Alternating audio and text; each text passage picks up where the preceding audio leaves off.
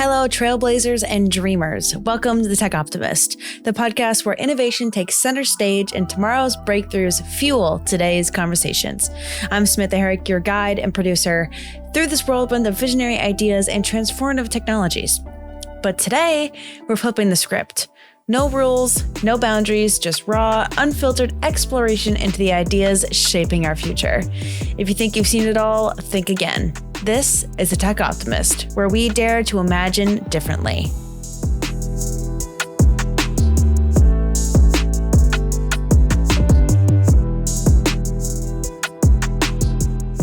Hang tight. After this brief message and disclaimer, we'll get right back to the action. Do you have a venture capital portfolio of cutting-edge startups?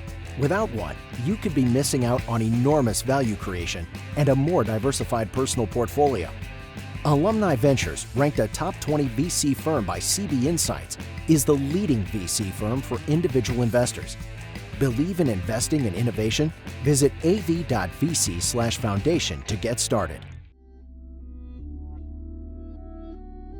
As a reminder, the Tech Optimist podcast is for the informational purposes only. It is not personalized advice, and it is not an offer to buy or sell securities. For additional important details, please see the text description accompanying this episode.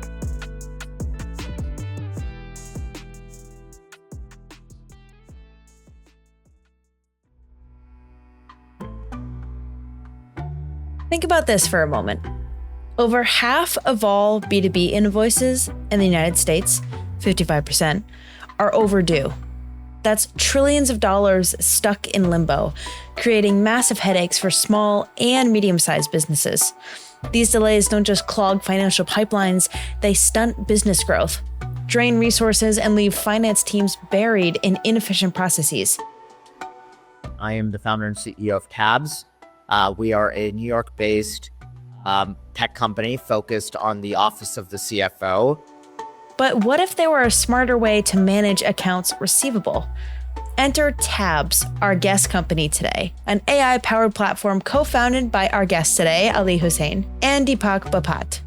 And so fast forward now, Tabs is the first AI-native revenue automation platform. Our ultimate mission is to help companies save time, collect faster, and report more accurately. With a mission to reimagine B2B AR processes, Tabs uses cutting-edge technology to tackle these inefficiencies head-on. From automating invoices and payments to delivering insights that can transform a company's trajectory, Tabs is reshaping how businesses manage their cash flow. Ali Hussain, who previously scaled Latch from seed to IPO, knows these challenges intimately. Drawing from his experience, he's built Tabs to streamline operations and help finance teams collect faster, all while saving them valuable time. So today, we're diving into how Tabs is solving one of the biggest bottlenecks in B2B commerce. Broadly felt there's a lot to be desired on perhaps the most important part of the finance stack, which is the flow of funds in and all things revenue. And about 2+ years ago, where me and my founding team saw AI was headed, we found it was we relatively felt it was a strong moment for why now for all things revenue, given the complexity of commercial records. Today, we're diving into the career of someone who truly knows how to navigate the intersection of operations, technology, and innovation. Ali Hussain, the CEO and co-founder of Tabs. Ali's journey is nothing short of extraordinary, blending academic excellence, entrepreneurial spirit, and a knack for solving real-world problems. And his professional career took off at the Boston Consulting Group, where he honed his skills in strategy and operations. He then joined Latch, a smart lock company, as COO, growing it from its early days to a successful IPO. This experience exposed him to the inefficiencies in accounts receivable processes, inspiring the creation of Tabs in 2023. As CEO of Tabs, Ali has already led the company to secure $7 million in seed funding and a recent $250 million Series A, bringing innovation to the AR space with AI-driven technology. He's not just a leader, he's someone reshaping how B2B businesses manages their cash flow.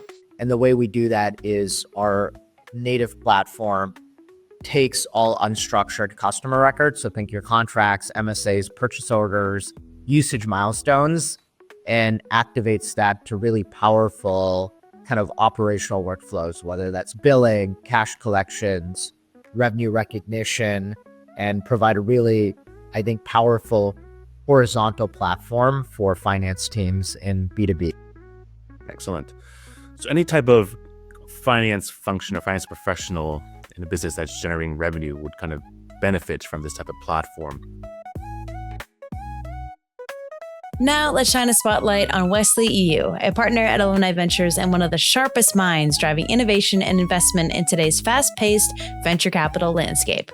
Wesley has been with Alumni Ventures since 2018, building his career through roles as senior associate, principal, and senior principal before stepping into his current leadership position as partner.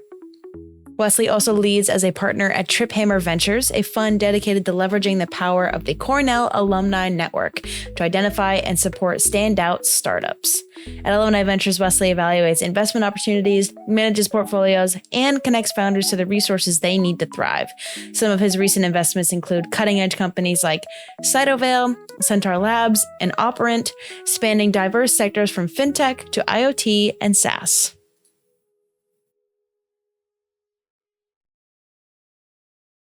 Every startup starts with a problem, and Tabs is no exception.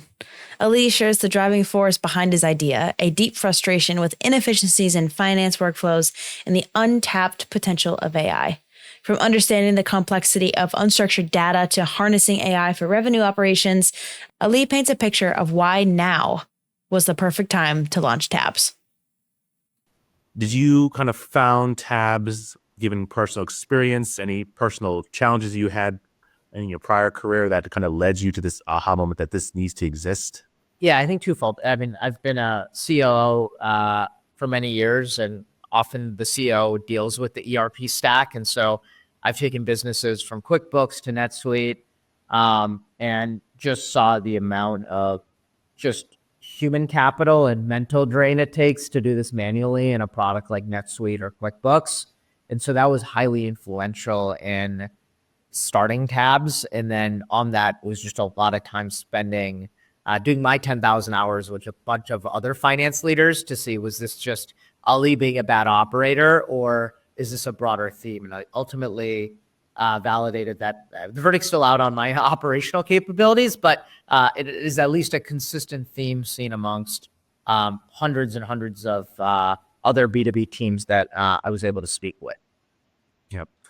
And you've been a former startup executive prior to this. You were at Latch for a number of years, pretty much started from the early days and all the way through kind of when it became a public company. Yeah. How has your prior experience as a startup executive impacted how you build Tabs as a new company? Absolutely. I think as an operator, and just getting to be a great ride like I got to at Latch, is you get to learn a lot about how companies are built. And ultimately doing that, I kind of, over my career, fleshed out like 3 themes that I think are actually what matters most in terms of being a founder or a entrepreneur. One is you go after a large TAM. And so the number of companies that are B2B in the US and just globally is massive, that rely on finance stacks like an ERP, that need to do workflows like billing, RevRec, collections, payments. Like that is a fundamental operational use case in a very large TAM. So that's theme number 1 I learned. The second is, if you go after a large problem, the number 1 thing that matters is what is the technological change that's happening in this space, and how do you tie that to that problem with a ton of focus. And so that's number 2, which is like technology goes through waves. The general problem stays the same. How do you really focus at the intersection of the why now against the really big problem or opportunity statement to go after? And the third one is the team just matters. Like if you can pull together a bunch of superpowers that are bigger than yourself and get them to be excited to work together, collaborate, like that mental capacity that is far greater than yourself, working together and compounding with focus can really build something really interesting and really compelling. And I think that's the way I like to build products. And I've been very fortunate to see that kind of play out in the last year. Yep. And successful companies are obviously built by successful teams. Obviously, you're the co-founder and CEO, but you brought great people along for the ride with you as other co-founders. Kind of touched upon it a little bit in the previous question, but why did you choose your specific co-founders? Maybe what are their key skill sets? How do they coordinate with you to help make Latch success? Not Latch, Tab successful. Yeah, I think a few things. I think when I think about company building, like ultimately, as the CEO, you have to understand what you're strong at and where you need really intelligent and powerful minds to kind of help things come together. And so when I think about company building, you need to drive demand and you have to build supply. Demand meaning like, is there a customer for this? Are they willing to pay? That is a combination of forms of marketing, sales, sometimes customer success. And then there's a massive supply component. How do you think about the product you create? How do you, with velocity, build software or engineering around that? How do you provide the operational know-how or the implementation know-how to kind of bring it all together? And so when I thought about my founding team, what I was really looking for were what were some of the skill sets that I, as a non-technical founder, and oftentimes I don't claim to be a visionary product founder either, need to have in my kind of day-to-day like collaboration to help that all happen in parallel very quickly. And so I needed someone who could be as good, if not better than me on the demand side, so that we could be with customers 10 to 15 hours a day and really understand the demand and the insight.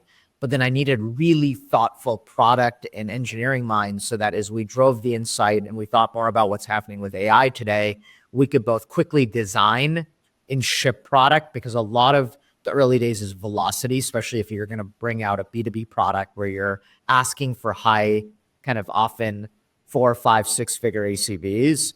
And so that together kind of worked really well. The other part is you need a group of people who are willing to be very collaborative and create a very psychologically safe environment so that there's really good deliberation and alignment so that people can kind of go then and divide and conquer and come back very aligned. And I'd say that formula was really important in how we designed the team and is incredibly important in how we've been able to keep up the momentum 24 months later. All right, this seems like a good time to take a break. So here's an ad and we will be right back. Exceptional value creation comes from solving hard things. Alumni Ventures Deep Tech Fund is a portfolio of 20 to 30 ventures run by exceptional teams who are tackling huge opportunities in AI, space, energy, transportation, cybersecurity, and more. These game-changing ventures have strong lead venture investors and practical approaches to creating shareholder value. If you are interested in investing in the future of deep tech, visit av.vc/deeptech to learn more.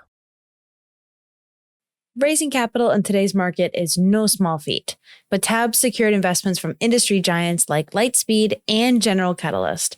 Ali discusses the importance of simplicity in storytelling, building investor trust, and why founder recommendations are the ultimate game changer in the fundraising process. You guys have been extremely successful in raising capital, not only raising capital, but also from great investors around the table, such as Lightspeed, General Catalyst, for example. What has been kind of the reason for that success? How are you able to sort of navigate this tougher environment, so to speak, from a fundraising perspective?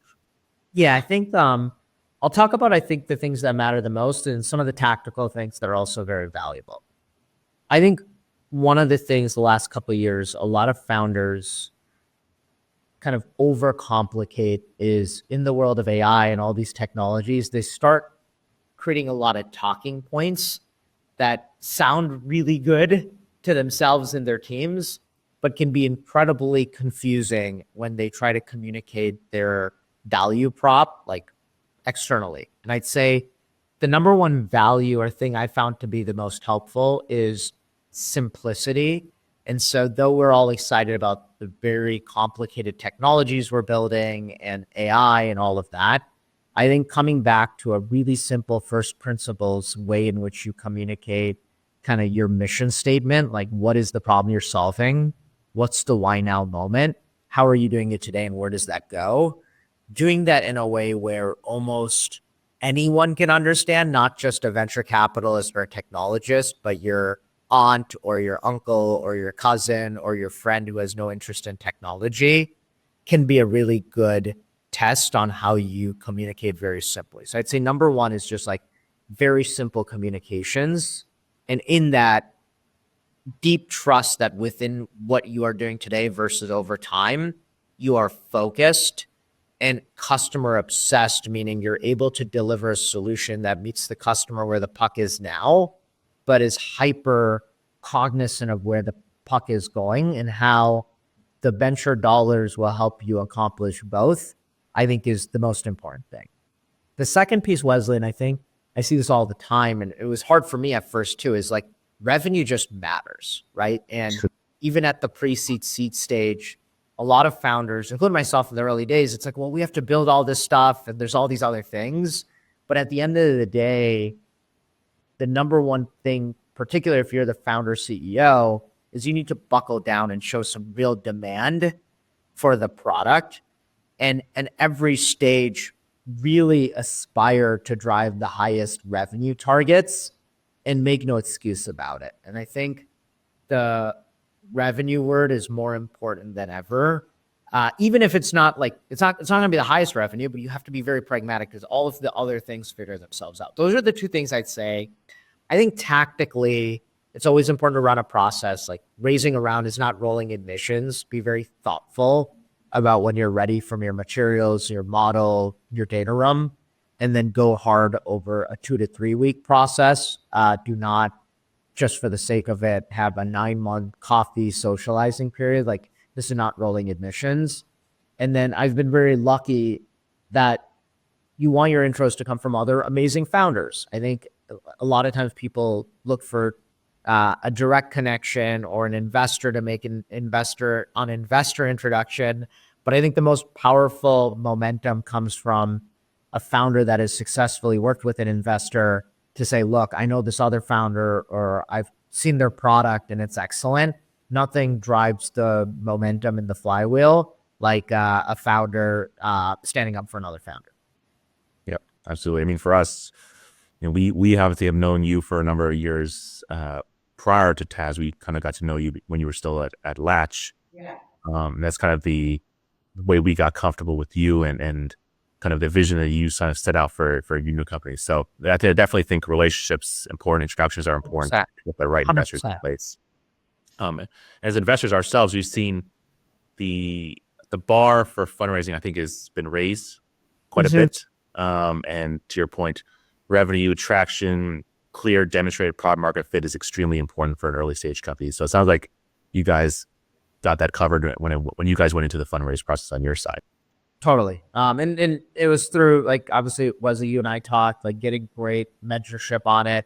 Obviously nothing is stronger than really good customer testimonials too. Like, and I did see more than any time investors really doing diligence at the end customer side, like understanding who the customers were, directly reaching out, getting really intense conviction that there's something really real before engaging. I think all of those things are like first principle things that matter. Absolutely. So 2024, I think, was a strong year for you guys. New customers, fresh off of a Series A. What's kind of the near-term plan? We just marched into 2025. What's the near-term plan for Tabs, and what's kind of your longer-term vision for the company? Yeah, I think 2024 was a lot of fun. We were lucky to get capitalized, build some really compelling products, and most importantly, like serve a very broad and diverse base of customers. And so in many ways, the most important thing is to rinse and repeat. Like we have a long way to go to build a category defining company. And so when I think about 2025, my entire mantra was to the team, actually it was funny at all hands earlier this week, which is 2025, if it looks a lot like 2024, it's a really good year, meaning you stay focused and are maniacal about driving demand with the customer. You focus on the same ICP and you rinse and repeat. So that's number one.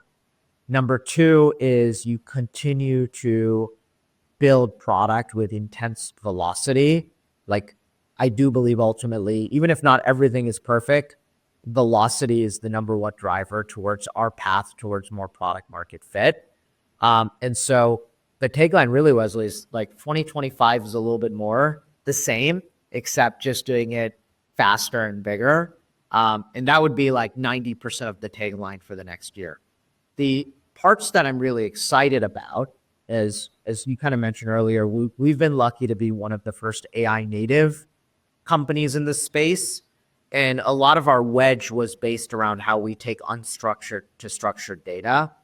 Now that we have a large population of customers and high throughput in the platform, the amount of more intelligence we can build for our customers within the platform that is unique to what a traditional system of record could have done is a part I'm really excited about. Obviously, like many other kind of AI forward companies, we're all trying to figure out what's the best way to prioritize and where to build versus partner. But I think though there's a lot of noise around agentia, there will be some really cool things throughout the year, both for our peer companies that are in the AI space, not necessarily in finance, but in other categories in us, to start to truly bring more semi-agentic, magical experiences within platform that help finance teams save time, collect faster, and do more with less.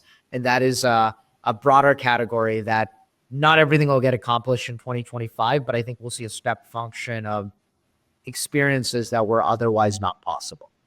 Yeah. Okay. You mentioned ICP earlier. For you guys, what's kind of your core ICP and why should that community be excited about Tabs? Yeah.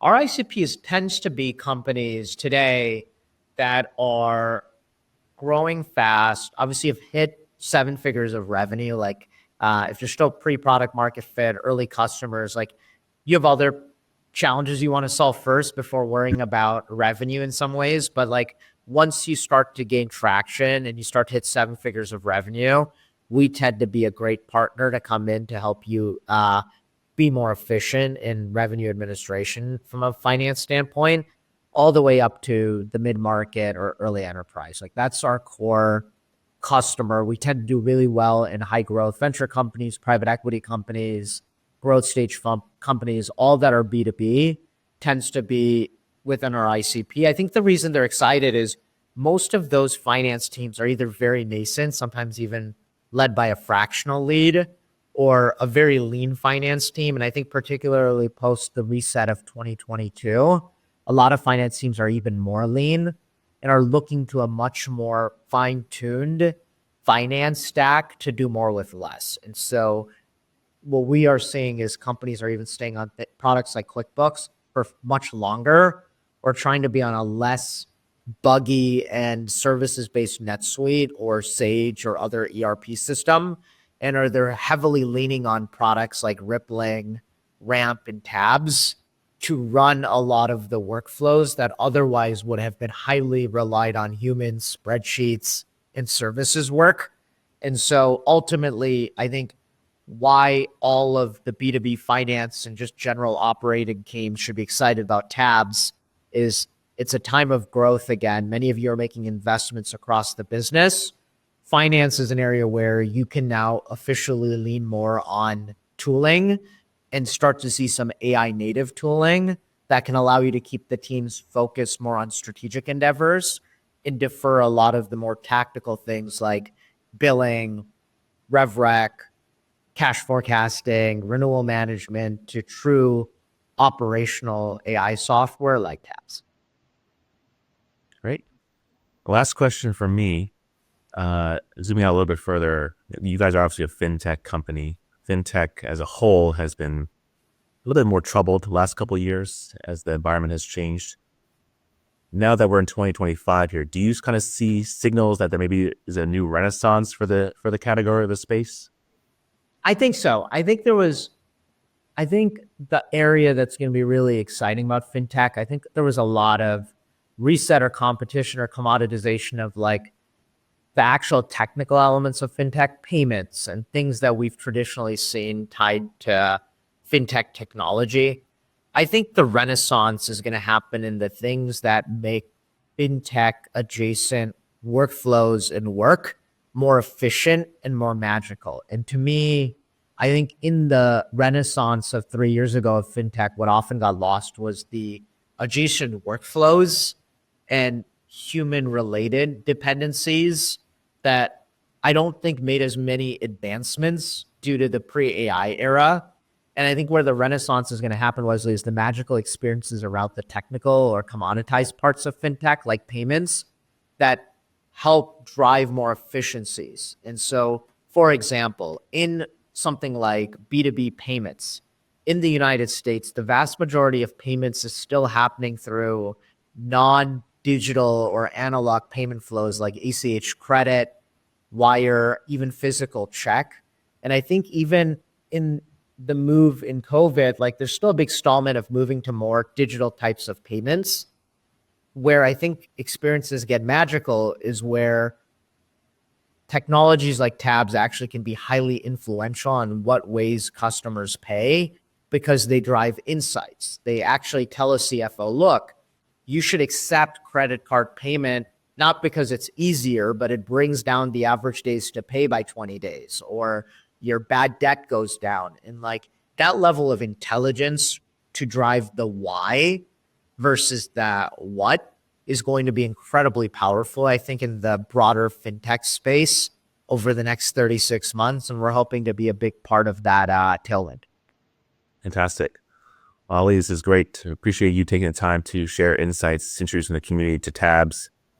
Can't wait to see what's kind of in store for you guys for this year as well as the future as well. Absolutely, Wesley. Thanks for being an amazing investor, partner, and excited for users to, or listeners to hopefully consider applying to be a part of the Tabs family as a team member or hopefully as a partner or customer. So thank you so much for the time. Excellent. Folks, thanks for joining us on the Tech Optimist podcast today. Stay tuned for future episodes. Thanks again for tuning into the Tech Optimist. If you enjoyed this episode, we'd really appreciate it if you'd give us a rating on whichever podcast app you're using, and remember to subscribe to keep up with each episode. The Tech Optimist welcomes any questions, comments, or segment suggestions, so please email us at info@techoptimist.vc with any of those, and be sure to visit our website at av.vc. As always, keep building.